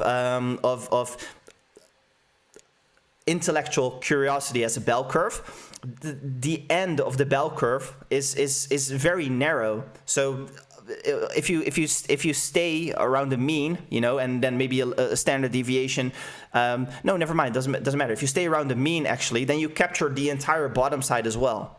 So when it comes to stuff like economics and marketing, I shouldn't say economics because I don't necessarily know, but definitely marketing, you absolutely have to make it very appealing and then try and sneak in education through the back door almost, at least if you want to get views. If you're doing marketing for Coca-Cola and you couldn't give a crap, then do whatever you want. But you becoming big like 3 blue 1 brown with like 5 million followers because you're making technical videos on marketing, and you can already see like there are such videos from professors who are lecturing at good universities. A lot of my friends who are marketing professors or PhD students, whatever, they have vehicles where they're creating content, Twitter or YouTube, whatever. So great stuff is already out there. 17 views, 16 are mine. So yeah, just no appetite. Yeah, it's kind of actually. Let me say, unfortunately, the internet landscape is highly, highly competitive, right? Like attention is the scarce resource. And when you have, it's true of anything, like in music, right? Like most of the money goes to the top few, and then you have this long, you know, and then you have everyone else. Same thing with YouTube videos. Like there's only so many hours people are going to be on YouTube, and they're going to watch the big ones. And then it's a struggle to have everyone else, you know, kind of jump into the market, right? Yeah. I'm curious, like talking about, you know, you've talked a lot about marketing and being an entrepreneur. Like, what are you optimizing for? Are you optimizing for, like, just, I'm curious, like you personally, are you optimizing for views, for money, for influence? I'm just curious. Yeah, that's actually a really good question. I think the honest answer is I'm still trying to figure it out, actually. I think influence and impact would probably be the closest answer, but I'm not comfortable the quote that I made earlier, you know, make it as simple as possible but no simpler. I'm not willing to sacrifice that statement and convert it into make it as simple as possible. So there are a lot of people who have huge followings by spreading misinformation, you know, and I am right now at a point where a lot of people in marketing science and people who are, you know, are professors or PhD students in a certain vertical who follow me. So I don't want to. I imagine if you have a physics channel and then, you know, you have these people who follow you and you're still early stage, and then you start talking about astrology, like you lose all credibility. So but I have shifted over time because I've been doing this for so long, and the results just aren't up to par with respect to where I would like them to be. So for example, writing is one of the things that I've been doing for the longest, and my audience is just it doesn't match with the time investment, and that's because a lot of my older content used to be more like this, like grants content for mathematics, and there's just no appetite. And there's also another problem, which is in entrepreneurship. When it comes to creating content, which is an approach that I like in order to build the type of businesses that I talk about and that I teach as well, you have to think about for whom are you creating it. And a lot of my old content attracted people, which is cool because I created those friendships in marketing academia and, you know, just entrepreneurship in general. But those guys aren't paying me. Okay, so that's a problem because now you're attracting PhD students and marketing professors, etc. But you know, for what? You know, and it's cool because, you know, you can make a network argument, etc. But this is my business and my job. So it's different for you, where it's like, yeah, it's just a hobby, and you know, everything that happens is essentially gravy immediately because my job is my job, and this is like a hobby on the side. So that will probably be my answer. In my business, I use revenue as a proxy, but I'm already over the threshold of the amount of money that I need to make. So, you know, then you can play around with it more and experiment with it more. But revenue typically tends to be a reasonable proxy, especially in the beginning, because it kind of points you towards what people actually like and what they don't like, because pulling out your wallet and, you know, grabbing your credit card and paying for something is a very good truth serum. So it's kind of like the equivalent, going back to the comedian example, of people laughing. So you know, it's possible that people aren't laughing because you're just in the wrong venue. And, you know, if you go through a different venue, then that same set will kill. And, you know, the product was good, but it's just like, you know, it was a different variable. And in entrepreneurship, you have a similar thing, but it's unlikely. You know, it's much more likely that your set just wasn't funny, and it's much more likely, if it's not selling, that there's something is wrong. You know, the product just isn't a good fit, the positioning is off, you haven't presented it to the right people. So in business, it is more money focused, but in order to, you know, make money in the first place, you have to have a very close relationship with the customers. You have to I do a lot of stuff live, so over Zoom I have like lessons and with students for reasons in order to make accountability easier, etc. We can have a conversation about that if you want. But that helps you to improve the product, because you can simply ask like, okay, why are you getting stuck? Why aren't you making progress? What's going on? And then you can use that to improve, which hopefully should also be reflected in your revenue. So it's not a super crystal clear answer, and maybe 6 months from now I'll have a better answer. But this is where my thinking but is. I think overall, being a creative is just hard, and there's no one formula or path to success. I think everyone has their own kind of battle scars, so to speak. That's true. Especially like, for example, when you look at YouTube creators, right? Like the bar for financial success is very high, right? Like you need like hundreds of thousands, if not millions of views until you actually are making like an appreciable amount of money. And even then, like let's take Patreon, for example, right? Like a typical channel, you look at the ratio of subscribers to patrons, it's like very high. It's like 1,000 to 1 or several thousand to 1, right? And so you have to invest hours and hours of creating content before you're getting change money, essentially, right? And that's just change. That's a tip. That's not a salary, right? And even that, like your comedian example, like if you start off as a comedian, like there might be nights where you are maybe funnier than Dave Chappelle or whatnot, you get lots of laughs, but because you don't have that status, you haven't built that body of work, you're just gonna make whatever you make that night. You have to kind of be at it, right? You have to be at it for years, building up your audience until finally, like that set at the right time will get you the attention, right? Just like, as you said, like a professor could put out world-class material, and he or she is the best at what they do, yet it might only get 10 views just because when you're starting from zero, like nobody's going to notice you, right? It's just until you put out enough stuff. So I think it's just hard for creatives in general, and it's just like a complicated process getting noticed. And I agree. Let me ask you this. Do you have experience with using your mathematics background in order to model certain stuff? Because one of the things that I've always been curious about, and I've tried to do some digging on this, but I haven't found a satisfactory answer. I mentioned before that a lot of marketing research comes from statistics. So you gather a bunch of data, you do some data science, and you try and determine patterns. So there are certain places where a lot of marketing research comes from, and they have like uncovered quote unquote laws, where it's like, okay, it seems that I don't know, X is heavily correlated with Y, and we used to think X was heavily correlated with Z, and then different people will generalize those findings further depending on how comfortable they are with it than other people. But that is mainly how it's done. And one of the things that I've always wondered about is like,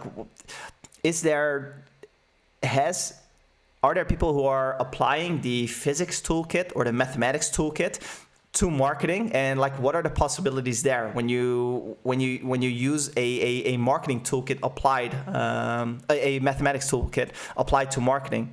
So I know I'm not putting you on the spot here, because I know you don't come from the world of marketing, but I'm just curious to hear your thoughts. Yeah, I basically don't have any experience in that, actually. It's funny because I know when you research something like mathematical modeling, because that's not really what I do. I mean, it's funny because, okay, how to say it? Let me qualify that. Okay, so like in the world of machine learning, we do say, we build models, to model language, things like that. But I think the way you're using mathematical modeling is slightly different in the sense that, like, your typical data scientist classically will have used much simpler algorithms, classical algorithms like linear regression, decision trees. And there, the underlying algorithm isn't that complicated compared to, say, a deep neural network where it's pretty much a black box and we don't have any idea what's going on. So there, you're more doing modeling to get insights and interpretability, right? You say, there's a large coefficient on this feature, so that's going to maybe increase sales or whatnot, right? Or you look at this decision tree, and it's like, okay, at this branch it made this decision, blah blah blah, right? Yeah, like, right. one of the big problems in marketing in marketing science is something which is called attribution. So a customer buys something, and then the question is who gets the credit for that, and how much percent of the credit.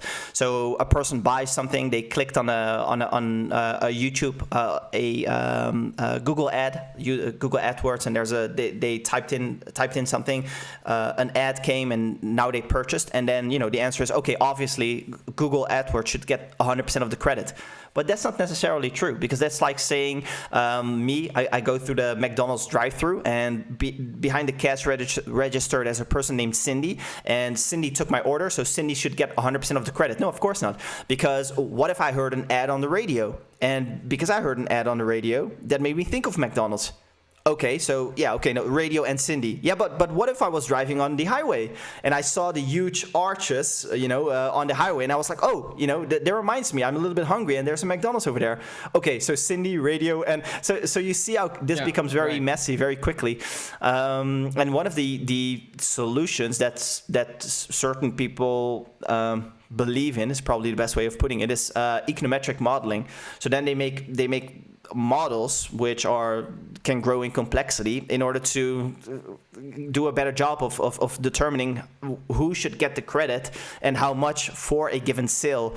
And this is actually something that I talked about with my marketing professor, who I saw a few weeks ago. And one of the things that he said is like, but they all lack predictability. So that goes back to this issue of like, this field is so messy. There are so many variables and so many unknowns. This is actually, by the way, one of the reasons why I was excited to talk to you, to have a conversation with you, because I feel like maybe this has some parallels with like all of these very sophisticated things that you're doing, because you mentioned this black box, and it's like there's a lot of stuff that we don't know, but of course you have the repeatability that you mentioned. Yeah, I was going to say actually. Okay, so let me say a few things. Like these are sort of very different, I want to say, approaches or even career trajectories, right? Like going back to what I said in terms of what I do, I'm much more on the engineering algorithmic side, and it kind of machine learning research, say in papers. I'm not saying this is the way the field should be, but it's much more kind of about benchmarks, right? Like how well do you do on ImageNet? How well do you do on these various natural language tasks?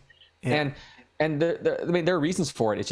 It's easier to give a number and say you perform this well, right? I see. So there's sort of like overall performance, in contrast to kind of real world situations where we have a very particular idiosyncratic use case, like advertisements or whether to give a loan to someone, right? And the company you're working for has a very specific question, a very bespoke data set, and there you want to understand the problem as deeply as you can, right? That's not the situation I've been in, where it's like, okay, I want to just get to the bottom of this one very particular kind of feature or end goal, which is to increase sales. I'm and most of my colleagues were much more at sort of like machine learning at like the algorithmic or getting this architecture to work, and there are academic data sets for that, and then there are sort of like internet scrapes for that. That being said, actually I recently switched teams internally at DeepMind, where I hope to now work on things related to interpretability. So maybe come back to me in 6 months or a year and I'll have more detailed answers. But I mean, so actually I am excited to finally get down to the bottom of things, because being a mathematician and just being who I am, I want to understand how things work and be principled. I already kind of mentioned that. On the other hand, the thing is, machine learning deep learning is such a black box in terms of how complicated these models are, and people not really understanding them. It's the interpretability research. It's a niche area of machine learning. It's only certain people do it. It's not like machine learning 101 where they teach you how to interpret neural networks. That's more for specialized researchers. What they teach you in machine learning is sort of, how do I cut up a feed forward neural network in this library? How do I get it to train? What is gradient descent? What are these different optimizers, right? So it's much kind of more of that. Yeah. Kind of like a chef, like being able to cook with like ingredients and exactly. making it. And then if you're a certain kind of machine learning person at a certain company, then maybe they will dedicate you to that particular marketing problem, as you said. It's just that that's not the situation I'm in. And I think typically that role might be more for like, they might call it a data analyst or a certain kind of data scientist. But in the part of Google DeepMind I'm in, the titles are research engineer and research scientist, and we're much more on the engineering and algorithmic side. You something that you said a few times is that these models are so complicated and they're like a black box. What is the reason for that? Is it because they aren't programmed like with code, and then it's like, here's exactly how the model works, and that they're kind of like evolving by themselves? Is that the reason? Or well, okay, yeah, I mean, of course we are making progress in understanding things, and there's various words. It's not I'm using black box in a very loose sense, but it's still accurate to call them a black box. no one in the no one in the department has any idea. One day you're working on it, the next day the janitor. It's just that our knowledge of them is very far behind what they can do. It's just that, of course, you look, like these models just have a lot of parameters, right? Millions and now billions, and there's just so many parameters that it's hard to pinpoint what is exactly doing what. Oh, I see. Right? Okay. It's just it's a very difficult computation. Like, why did this network misclassify a cat as a frog? I see. Right? I see. What is it about the image that did that? What is it about the neural network that did that? Let me ask you one. Apologies for interrupting you. Let me ask you one question really quickly. If you had to figure it out, is it something that is figure outable, like, or is it truly something like kind of like what is going on in the human brain when I decide to either take a sip of my water or not? So because that means that's a great question. Oh, okay, yeah. Yeah, that's a great. I think it's an open question. I've thought about this too. Like, to what extent does interpretability, like, what can you hope from interpretability, right? Because like, if I can't even explain why I made a decision, right? Yeah. Is that like on the same level as trying to understand why ChatGPT hallucinated this bit of information and didn't speak the truth, right? Can I go in to the architecture and pinpoint, this is where the computation went wrong. Can I fix it, right? Just like, can I go into you and rewire some neurons and now all of a sudden, now you're going to learn this piece of mathematics. Is it really that like simple, right? And I don't think we really know. We do know that the problem is very complicated, but actually, in some sense, this line of work has become actually much more important recently, precisely because models like ChatGPT have now taken the world by storm. People are now adopting these large language models, and one of the barriers to commercialization is the reliability of these models, right? And to guarantee reliability, we need to understand them better. So I think there's now the stock value of people doing interpretability research, alignment research has skyrocketed. So I think we'll be learning more about how neural networks work in the coming years. Have you been surprised by the progress? Is this something that you expected, being an industry expert, where you're like, I probably saw this coming 10 years ago, or is this taking you a little bit by surprise, where you're like, whoa, the speed to where we are right now, I didn't expect that. Yeah, no, I think it has surprised many people, even experts or people in the field. It's so GPT-3 came out in 2020, right? Like I think right after the pandemic, or is it 2021? The thing is that 2020 and 2021, the pandemic years, they're always just blurred. Okay, well, yeah. I think 2021. Okay, yeah. No matter 20. Okay, I just get my years off. It was pandemic, all the same. The pandemic black hole. Yeah, exactly. Yeah. Okay. I'm ashamed. I should know that, like, off the top of my head. I just get those years mixed up all the time. Yeah, no, it doesn't matter, of course. Yeah. Anyways, so and it was promising at the time, but you always had people very critical, like, it can't do X, Y, Z. It's still very far behind. And to much credit of OpenAI, they were very bullish on just their ideology of, hey, like, just more data, bigger models, and the thing is, I mean, they have the confidence to trust their instincts, which is that, when you look at these loss curves, right? They saw that, hey, it goes down predictably in this so-called power law behavior, right? If you look at the relationships between how much compute was used, the size of the model, the amount of training data, you see that there is continued improvement as you increase these parameters. And so they were basically saying, all right, screw it, all of the naysayers. We know that these models are just getting better and better if we just make them bigger and scale them up, and we're just going to do that. And the amazing thing is it has worked, and we see that now with the capabilities of ChatGPT and GPT-4.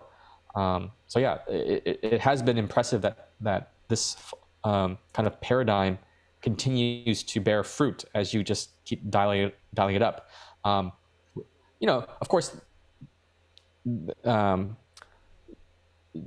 there's a lot of there's some tricks and some science that goes along the way as you scale it up, but sort of it's been surprising how few new breakthroughs, if at all, you really need once you have sort of the building blocks that we have now, and you just sort of scale it up. I think that's pretty surprising. Yeah, that you can get this far with the tools that we already have had for a few years now. Yeah. All right. Let me ask you one more thing. I want to take this in a slightly different direction. I don't know if you're comfortable talking about this, by the way. So if you aren't, then let me know, and I will just edit this out. But you actually came onto my radar, and I think this will be probably the case for more people with the whole Eric Weinstein situation. And I don't necessarily want to get into that, but I'm more interested on your ideas around how do you separate science from, or let me rephrase it, how do you separate that which is likely to be true from that which is likely to be false, which is much easier in mathematics because you just have proofs. But in the real world, which is something that we touched upon earlier, where you're dealing with probability in essence, if an experiment works 999 times, then maybe that's good enough, depending on the industry that you're investigating. Different areas of science have different levels of significance for their results, of course. So I'm curious, because the reason why I'm asking this is because with the Eric Weinstein situation, he, especially back in the day, everyone was like, yeah, this dude is really smart. And then he went into a direction where people like you, who had experience in a very specific field that he was talking about, were able to call him out on his bullshit, for lack of a more polite way of phrasing it. So I'm curious to hear some of your thoughts around this. Let's see. Can you be maybe a little more specific? Do you mean like true or false in the sense of like someone spewing their theory on the internet, or like you mean like in my own scientific practice, or like what's the scope? Yeah, with respect to someone saying certain things, like how do you think about that in that situation, spewing nonsense? Yeah. How do I say? Because it's very easy. If it's like the world is flat, then that's very low level. But it's like a theory of everything, and gauge theory and. Let me say, so the Eric Weinstein thing is a very specialized case, of course, just because, unfortunately for him, I actually had the exact expertise to call him out on that, and that was not the case for basically mostly everyone else. But like, just to use an example, very relevant example, like the whole pandemic that we've had in terms of vaccine hesitancy and things like that. Oh yeah, like great example. I don't have any expertise in that, and there, just to be honest, like we don't have time to fact check everything, and moreover, we don't even necessarily know who are the correct experts to listen to, and one has to kind of make good judgments about who are the right authorities to listen to, right? And I feel like, okay, my impression, without any understanding of virology, is that there is this, doctors understand viruses and medicine, and I'm going to trust the kind of consensus or majority opinion about what are the right health standards. Now, of course, that isn't to say that they will always get the facts right. Like, there was this brief period where like, oh, maybe masks aren't effective. Actually, they are. Okay. Yeah. So that is obviously going to cause some confusion and maybe some distrust. But overall, I felt, okay, like the respectable experts seem to be people who say that vaccines are effective. And likewise, what's being, let's say, published in journals or communicated by people I respect. And so I'm going to follow their recommendation. Did I actually read any journal articles? No. I mean, they're very technical. Even if you have a PhD in math, articles in medicine are written not for lay people to read, right? So I'm not sure how much I'm actually going to gain by actually reading hundreds of articles and trying to go through all the details, right? So so to answer your question, I think for most things outside of our expertise, you use a Bayesian approach essentially. Yeah, sort of like what seems reasonable, or yeah, and of course that can get you into trouble if all the experts happen to be wrong. I don't know if there's a good example of this, but I'm sure there are. We could find one, and then you just have to adjust accordingly. This is. Oh, I apologize. Go ahead. No, I was finished. Yeah. Yeah, this is actually some of the something that I've been thinking about. Because sometimes I listen to Sam Harris. I don't know if you know him or. Oh no, I listen to his podcast. Yeah. It's okay. Yeah. And he has a perhaps stronger stance where he has this attitude of like, there are experts and we should listen to experts, and this whole notion of do your own research is misguided. And I can totally see where he's coming from, because do your own research is so much more difficult than most people think, especially if you don't have training, whether that training is formal or not. But I have been disappointed so often, because one of the good things that you learn from the beautiful field of mathematics is to dig. One of the things that you do is you don't take no for an answer. You keep digging, and eventually, you hit rock bottom. And depending on how far you want to go, of course. But that rock bottom is like, okay, this is true. Why? Because of this. Why? Because of this. Why? Because of in this statement we stated these properties. So that's why all of this stuff follows from there. And that's what you learn from mathematics digging.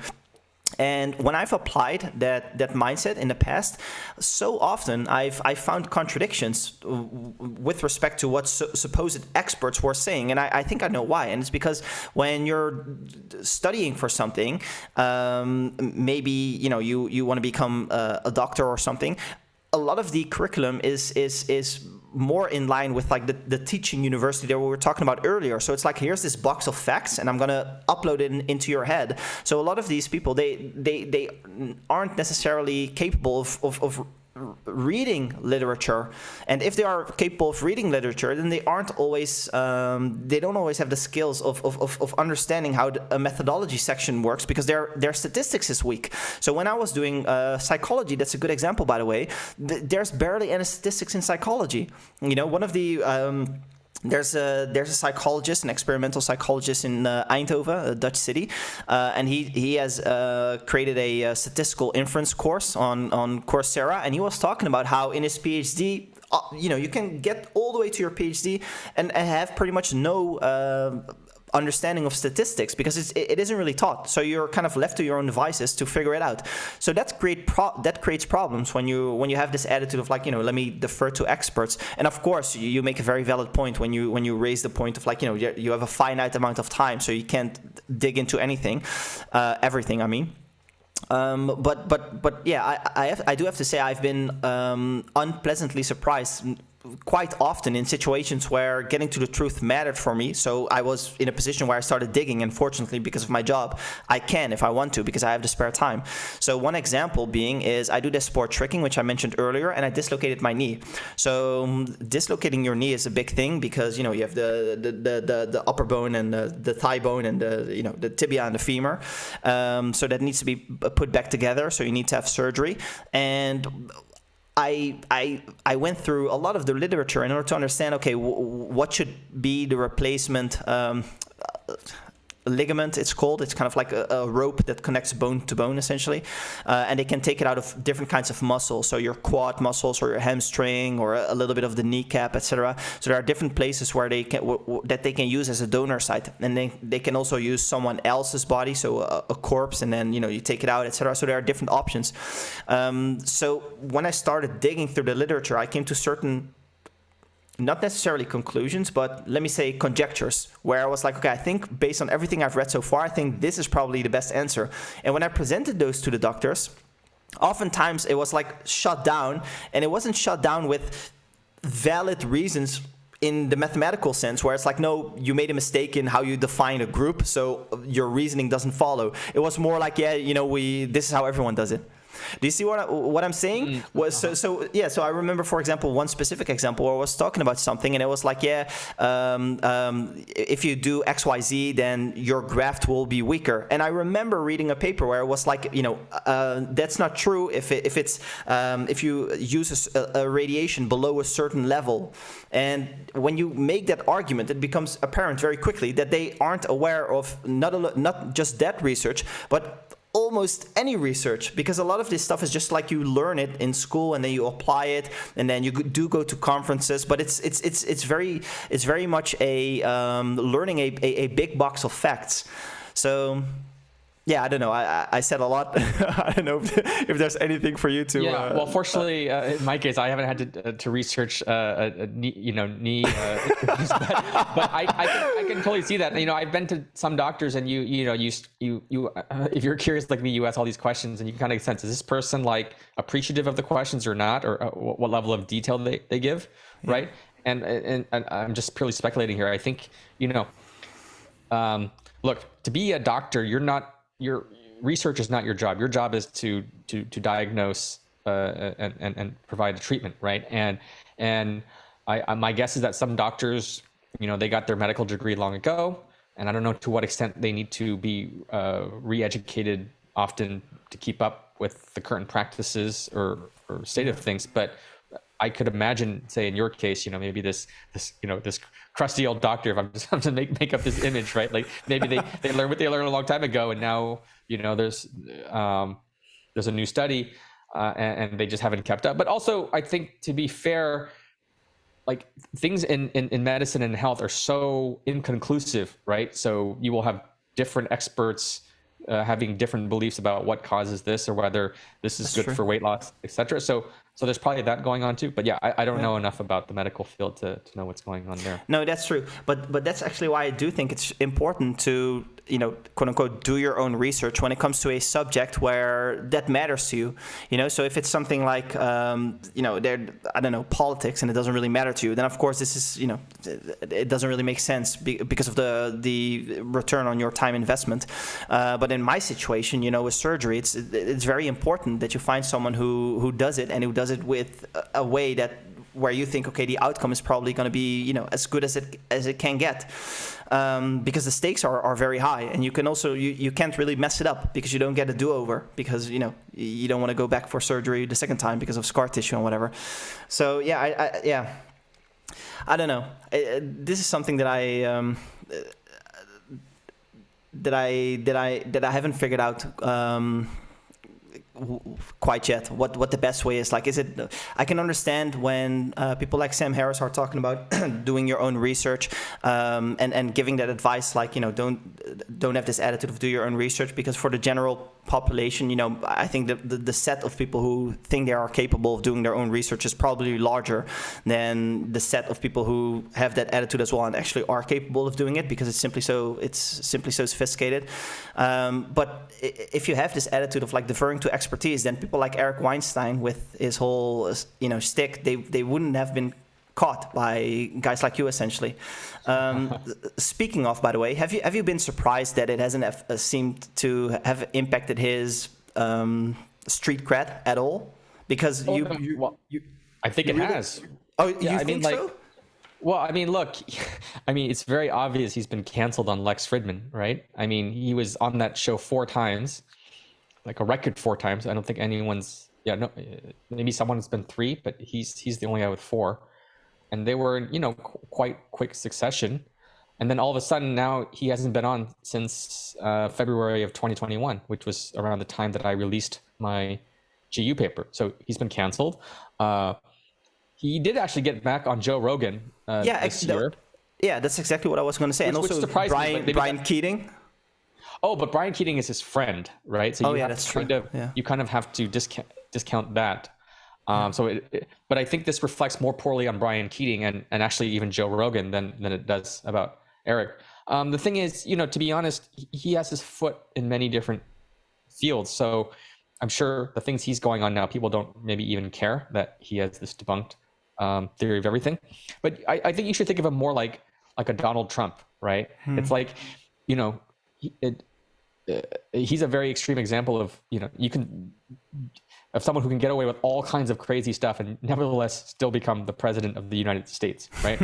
Eric Weinstein is just a lesser version of that, where even if you have not a very savory resume, like if you're already famous, people still open doors for you, right? But I will say, his reputation definitely has taken a huge hit. I mean, there's a lot of now criticism about him. You just go on Reddit or things that people tweet about him. There's the whole Decoding the Gurus podcast. Yeah. And like I said, he's been canceled on Lex Fridman, so that's a huge blow.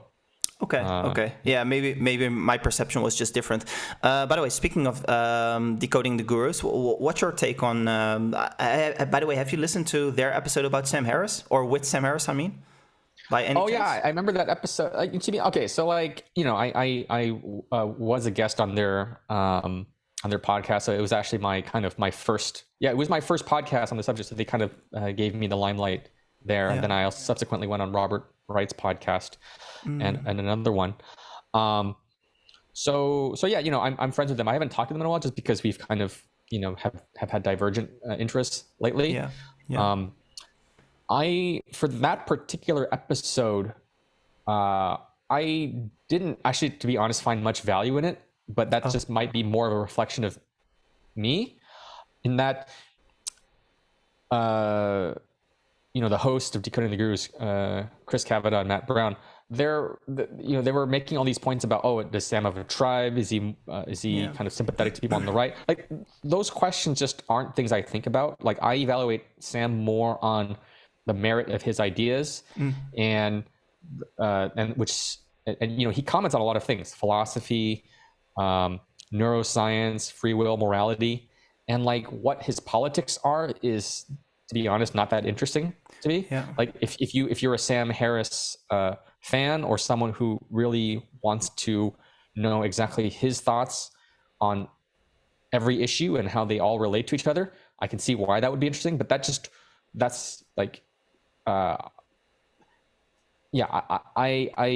just kind of I'm just not in that category. Yeah. Yeah, I'm the same. Yeah. Yeah, and I felt, if I recall that episode, it felt kind of like just kind of putting Sam on trial and trying to see are you really part of this tribe or not? I don't know. I got the exact same vibe. Yeah. Yeah, and I just felt this is more of a personal boundary drawing debate, or whose side are you on thing, which is less interesting therefore than what are your thoughts on XYZ. So for me, that episode I didn't think was that I don't know, just not that relevant to my interest.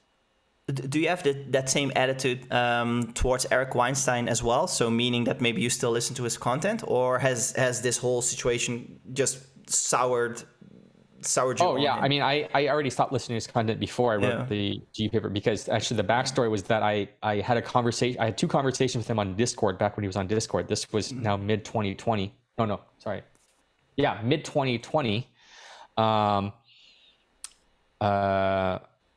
Because my GU paper came out in 2021, and so there I already kind of instantly realized he was a charlatan, and then stopped listening to his stuff. I don't, but that has less to do with what his politics are than sort of of course knowing who he is. I think making the mistake is that's perfectly fine, but I think the whole situation was handled very poorly. Immediately with the ad hominems. I don't really want to talk about this stuff, but immediately with the ad hominems instead of like just engaging with the critique. And I haven't really dug into this like a lot, so I don't really know. I haven't done like a rabbit hole deep dive, because similar to you, this stuff doesn't really interest me that much. But from what I have been able to gather, it seemed like, immediately to the ad hominems and trying to attack you guys' character versus like actually just, you're just doing mathematics and someone is pointing out like, hey, here's a mistake. And then it's like, well, Timothy, you suck. Instead of just like being like, oh, really? Where? I don't see it, So yeah. And I think everyone who's listening to that clip has lost respect for Eric and Brian Keating to some extent as well. So I think it's done its job. It speaks for itself. Obviously, not everyone has heard it, but I think as Eric Weinstein is in an unfortunate situation where he has this record that's going to follow him everywhere, and so he doesn't have any good options, because if he addresses it, then he's just going to publicly draw attention to it, right? So it's just sort of this situation he got himself in. This ties in nicely, by the way, with what we were talking about earlier with respect to like pseudoscience, which I was talking about marketing, and this is super common in marketing. You use buzzwords, big words, and you try and kind of like bamboozle the audience. And there are people who are making genuine mistakes just with good intentions, and that is perfectly fine, because marketing and entrepreneurship, it's so difficult. Even if you do research, then when you're doing research, you're slicing the whole set so finely that you're able to even do the research in the first place, and then you have problems with like, are your findings generalizable to the rest of the pie, essentially? So it's very tricky. But there are a lot of people who do this intentionally, and it's like, let me try and bamboozle my audience, but it's difficult, because you're also driven by incentives, and in part it's what a lot of people demand. Unfortunately, we were talking about this earlier, like, can you make a marketing channel in a very technical style? And the answer is like, absolutely not, because there are so many YouTube channels already and no one has heard of them, because they have like you can find entire lectures. If you watch Gilbert Strang's linear algebra lectures, millions of views. Try and find one such analogy in marketing. The best you can do is pricing architecture, 17 views. So yeah, it's tricky. But of course, you have to, I don't know, ethics, and it's important, and it's weird that some people are very comfortable with this. I was actually really surprised, by the way. Oh, of what people with the whole Eric Weinstein situation, because I wasn't like a huge fan or whatever, but he did cross my radar a few times, and he felt kind of like a Neil deGrasse Tyson person. So that it just I completely didn't expect that he would take it in the direction that he took it in. So he's had quite a downfall, but he's not the only person. So that is what it is. Yeah, all right. Anyways, moving on. Let me ask you one more thing, and then let's wrap this up. A very small question, but I'm actually curious. Did you ever how should I phrase this? Your background is in pure mathematics, right? Mm-hmm. Sometimes for me, I'm like, applied mathematics would have been so much more useful, because I'm doing more applied mathematics lately for fun, but also because it has a better, it's more useful in my day job, even though the actual usefulness of mathematics in what I do is very limited, but still. Is that something where you're like, oh, applied mathematics would have actually benefited me more versus like pure, which is just, it can be so abstract that it's difficult to actually apply? Oh, not at all. Actually, I'm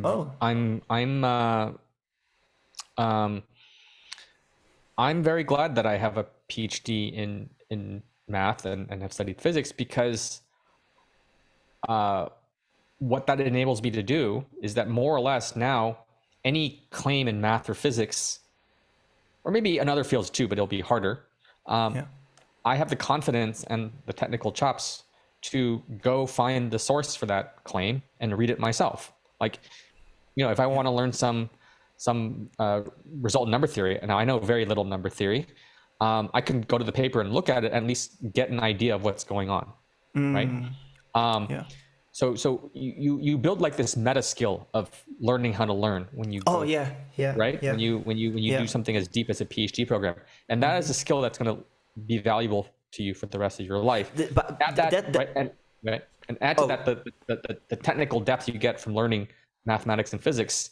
It's just the strength that you get from doing that. Because I mean, to be fair, like these topics are going to be harder than like pretty learn much how to anything. write code, right? Like doing pure math is harder than writing code. Okay, so you're just going to get this technical depth. And in my case, sure, I would be further along in my career if I had learned certain kinds of math that would be more directly aligned with what I do now. But I'm okay with the trade-off of breadth and richness that I get from studying the kind of math and physics that I did, because then it opens up that intellectual richness and satisfies the curiosity that I have that would not be subsumed by the work that I do now. In fact, I often look at some of the people in my field and I wish if you just learned more math, you could probably say it better or have an easier time rather than botch some equations. The level of the quality of machine learning papers varies a lot. There's a lot of noise, and this is true even at the highest levels. But this is just a short way of answering your question, which is that no, I like the breadth and the richness that I got from studying pure math.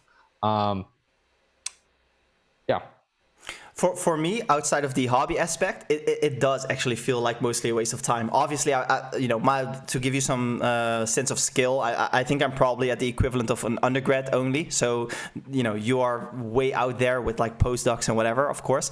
But there's just it's so far removed from marketing, etc. Whereas like even applied mathematics is already pretty far removed, with maybe the exception of like econometric modeling. But even that and statistics, that's very low level. And even statistics, is that even mathematics? Maybe not even. So yeah, but I do actually agree with what you said, the whole learning how to learn, because that's always the propaganda of universities. And I think pretty much mathematics is the only field that makes good on that promise, because I feel like a lot of fields promise that, but they don't deliver. And I actually think that mathematics does a really good job of like actually delivering on that promise. And I 100% agree with you of like, if you can do this hard stuff, then a lot of the other things are much more approachable, because you're like, maybe it's also like a little bit mental, where it's like, if I can do this, then surely I can do that. But it's also the toolkit. Because we mentioned digging earlier, and you just learn how to dig, and I think just getting comfortable with proofs even a little bit is very useful. Actually, one of the things that has really helped me is mathematical logic, which I think is something which is maybe even beneficial to people in high school. How does logic work, and just having a little bit of familiarity with that, and also a little bit of elementary proofs, because that is actually very helpful when it comes to like reasoning in general. So yeah. All right. I think this is a good place to wrap it up.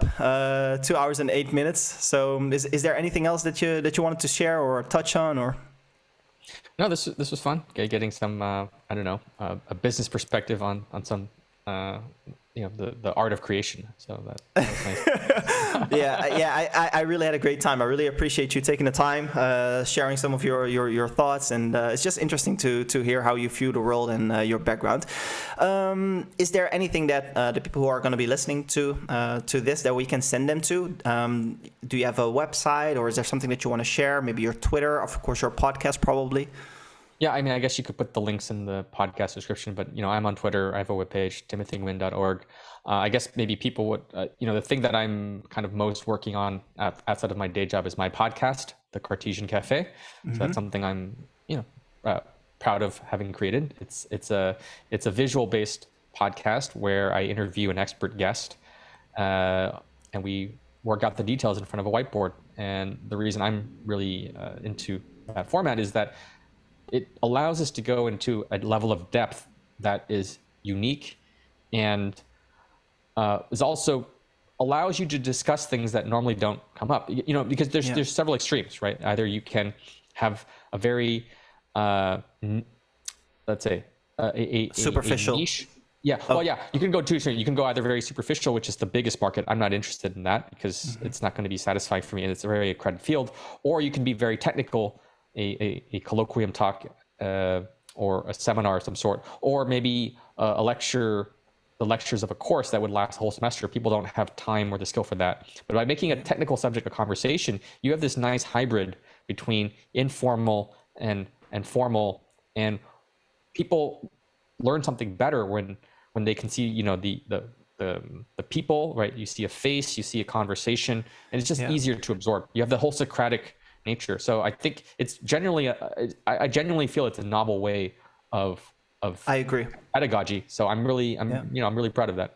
Yeah, I recommendation for people who are listening, and the one that I really enjoyed, most of them, but was the thermodynamics one. That was okay. Yeah, that was a really fun one. Yeah. That professor did sometimes. It feel like he didn't quite catch your humor or something a little bit sometimes. But especially the topic, and that was something that I didn't know anything about. And I think both of you guys did a really good job of making that approachable and consumable for normal people. So really good job on the podcast. I really enjoyed. And I have no doubt that if you're going to continue, that it's going to grow because it's a very interesting and novel format, as you said.